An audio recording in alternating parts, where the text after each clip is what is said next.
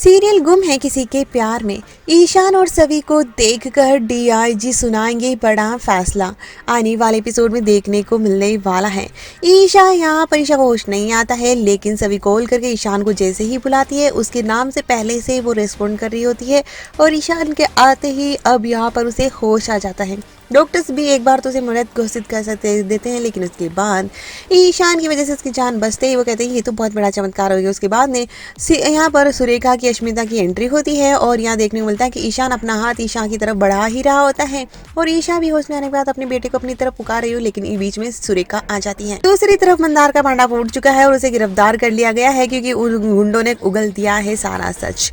तो वही देखने को मिलता है कि अब सभी ठान चुकी है कि ईशा और ईशान के बीच की दूरियों को खत्म करके ही रहेगी और उसके घर पहुंचती है, लेकिन ईशान उसे गिरफ्तार करवा देता है और वहीं पुलिस स्टेशन में ईशान और सभी का झगड़ा होता दिखेगा। जी हाँ दोस्तों, देखने को मिलता है इन दोनों में काफी झगड़ा होता है। वहीं पर डीआईजी की एंट्री होती है सभी को मुसीबत में देखकर। वहीं सभी अपनी बात रखते नजर आती है बेबाकी से और वो भी सही की तरह ही।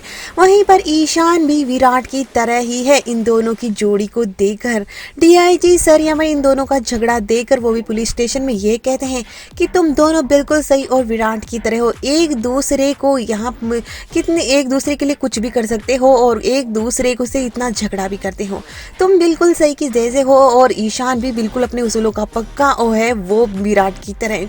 दोनों का ही कंपेयर करता है वो सही और विराट से और यहीं से अब डीआईजी सर जान चुके हैं और उन दोनों में दिख चुके हैं उसे सही और विराट और वो उन्हें पता चल चुका है कि या उन्हें एक इंट्यूशन आ जाता है कि इनकी फ्यूचर जोड़ी पक्की है, यानी कि इनकी शादी होना तो तय है।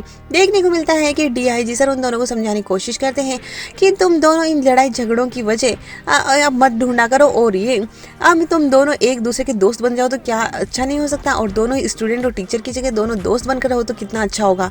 ईशा मैम को अगर मिलाना है सभी तो तुम्हें ईशान को अपनी तरह से देखना पड़ेगा और उन दोनों के बीच में क्या गलतफहमी की वजह है उसे दूर मिटाने के लिए अब डीआईजी सर सभी की मदद करते दिखेंगे। इतने सालों से जो नफरत है वो इतनी आसानी से दूर नहीं होगी, तुम्हें छोटे छोटे कदम उठाने पड़ेंगे और डीआईजी सर अब सभी को गाइड करते नजर आने वाले हैं।